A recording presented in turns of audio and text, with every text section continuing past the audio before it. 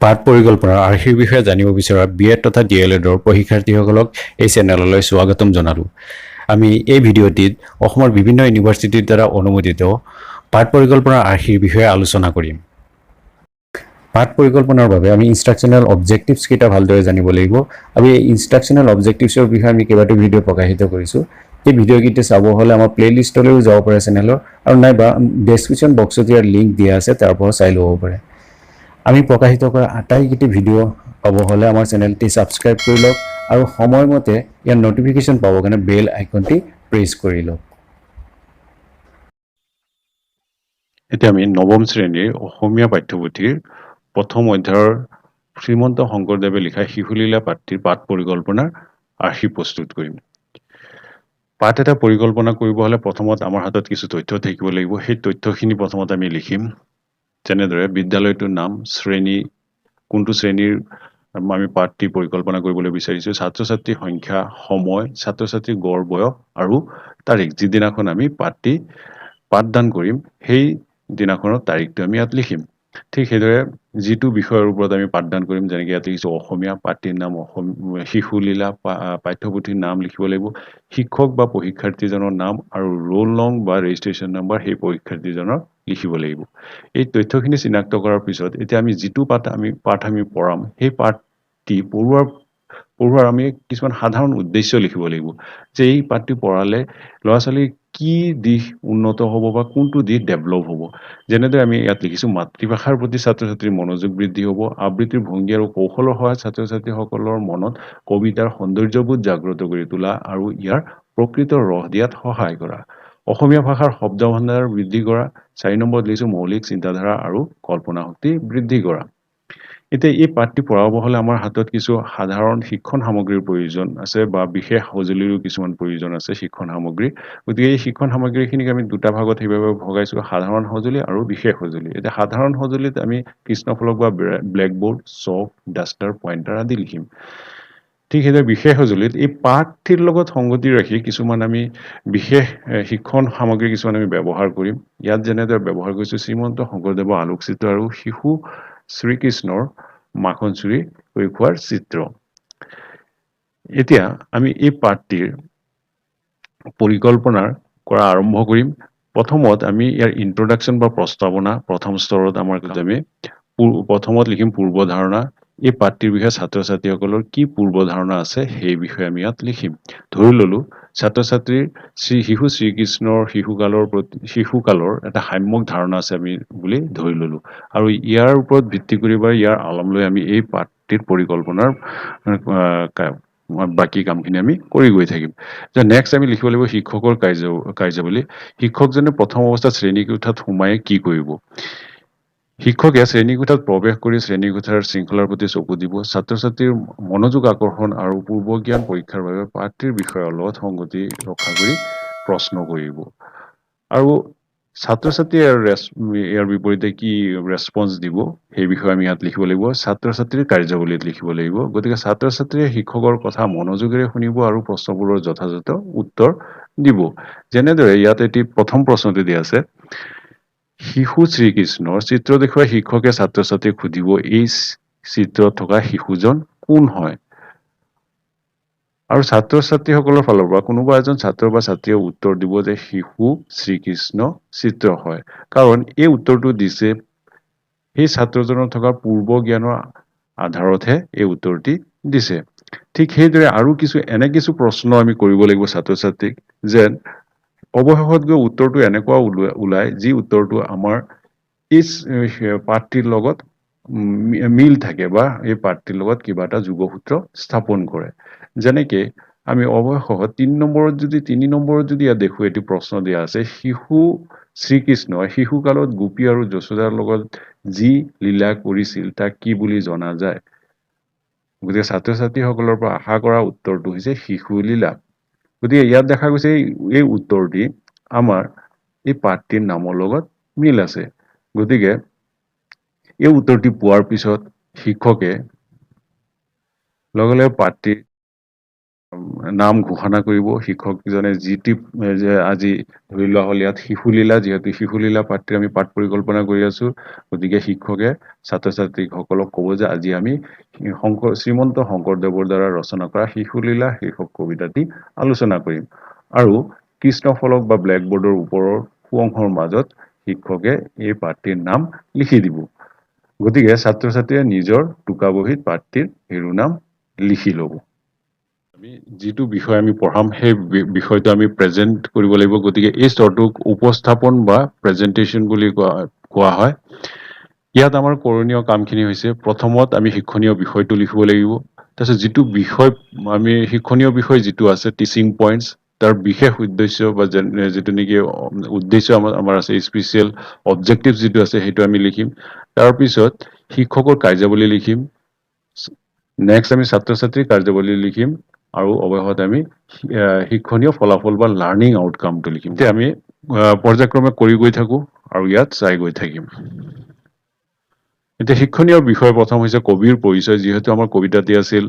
শিশুলীলা গতিকে এই কবিতাটিৰ কবিৰ বিষয়ে প্ৰথমতে আমি ছাত্ৰ ছাত্ৰীক ক'ব লাগিব এতিয়া কবিৰ বিষয়ে যদি আমি ছাত্ৰ ছাত্ৰীক পঢ়াওঁ তেনেহ'লে তাৰ বিশেষ উদ্দেশ্য বা স্পেচিয়েল অবজেক্টিভছ কি হ'ব পাৰে সেইটো আমি ইয়াত লিখিব লাগিব যেনেদৰে ইয়াত লিখিছো কবিজনক চিনাক্ত কৰিব ছাত্ৰ ছাত্ৰীয়ে জন্ম মৃত্যু আৰু তেখেতক স্মৰণ কৰা আৰু সাহিত্যৰ প্ৰতিভাৰ তেখেতৰ মানে সেই কবিজনৰ সাহিত্য প্ৰতিভাৰ পৰা জ্ঞান লাভ কৰিব বা জ্ঞান লাভ কৰা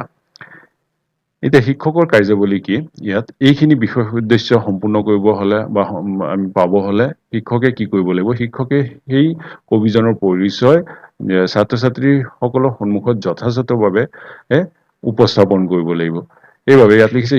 শিক্ষকে শ্ৰীমন্ত শংকৰদেৱৰ আলোকচিত্ৰ দেখুৱাব আৰু তেখেতৰ জীৱনী তথা সাহিত্যৰ প্ৰতি তেখেতৰ অৱদানৰ বিষয়ে আলোচনা কৰিব এতিয়া শিক্ষকে শ্ৰীমন্ত শংকৰদেৱৰ জীৱনৰ বিষয়ে ইয়াত চমুকে ছাত্ৰ ছাত্ৰীৰ সন্মুখত আলোচনা কৰিব আৰু ইয়াৰ লগত সংগতি ৰাখি দুই এটা প্ৰশ্নও কৰিব এতিয়া ছাত্ৰ ছাত্ৰীৰ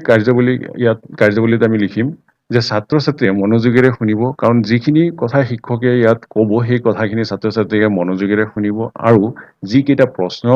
শিক্ষকে কৰিব সেই উত্তৰবোৰ ছাত্ৰ ছাত্ৰীসকলে দিবলৈ শুদ্ধ উত্তৰ দিবলৈ চেষ্টা কৰিব এতিয়া চাওঁ প্ৰথম প্ৰশ্নটো হৈছে যেতিয়া শ্ৰীমন্ত শংকৰদেৱৰ বিষয়ে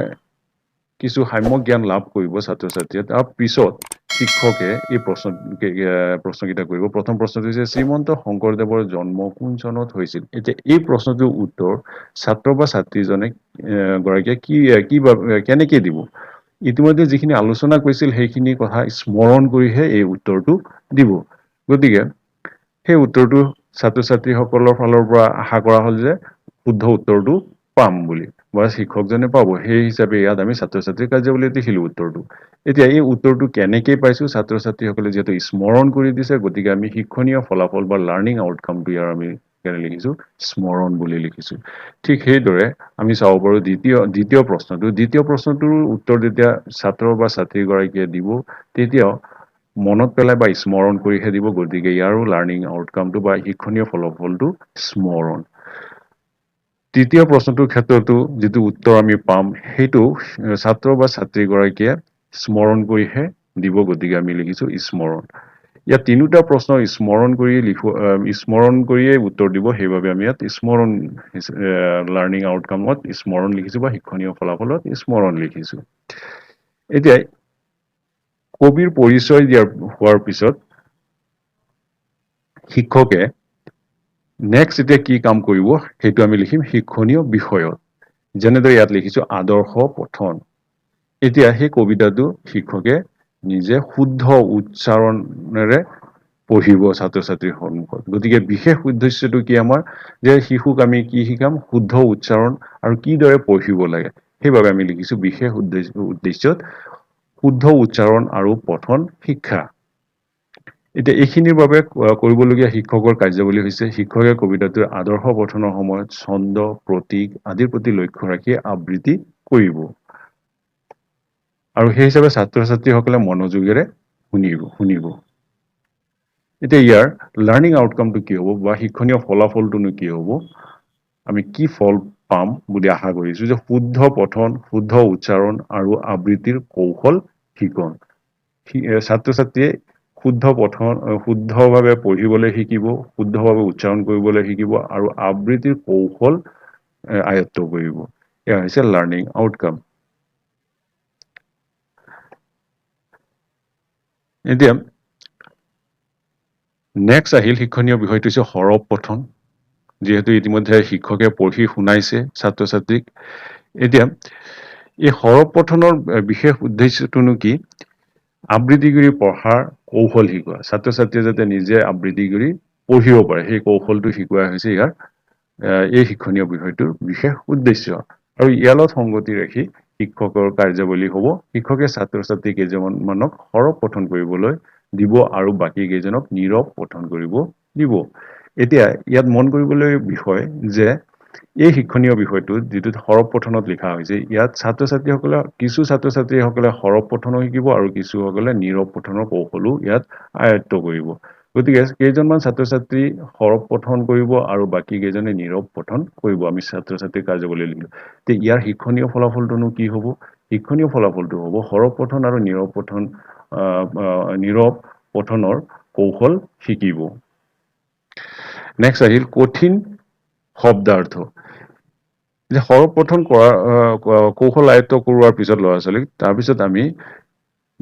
যিটো পাঠ পঢ়াইছো তাত থকা কঠিন শব্দখিনি শিক্ষকে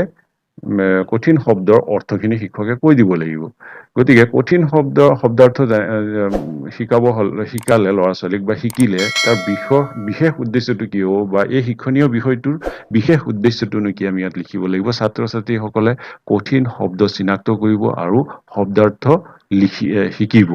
এইটো হ'ল আমাৰ বিশেষ উদ্দেশ্য গতিকে শিক্ষকৰ কৰণীয়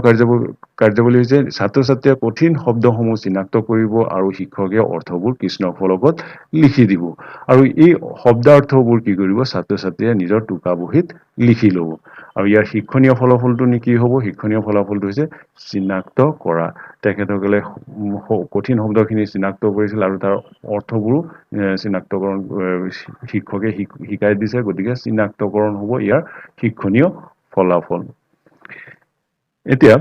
নেক্সট শিক্ষণীয় বিষয়টো হৈছে ব্যাখ্যা কবিতাৰ যিখিনি অংশ শিক্ষকে পঢ়াব একেদিনে সম্পূৰ্ণ কবিতাটো পঢ়োৱা সম্ভৱ নহয় এজন শিক্ষকৰ কাৰণে গতিকে কবিতাটি যিখিনি অংশ যিখিনি দফা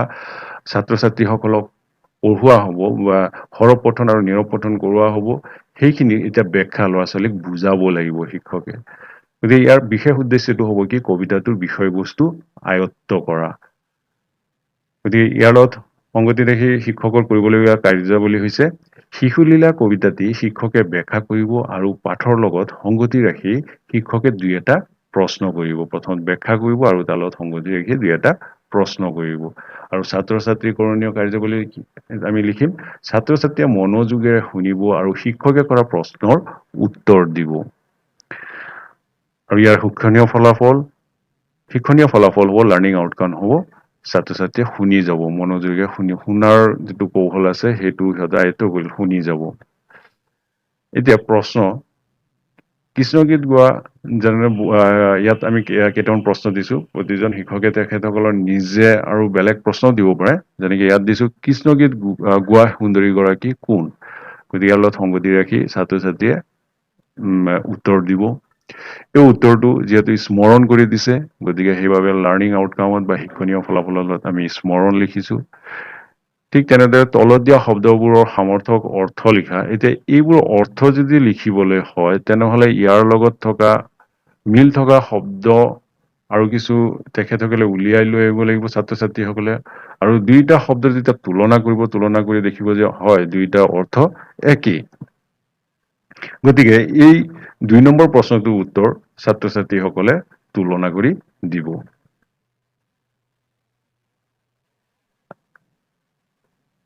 নেক্সট স্টেপটোত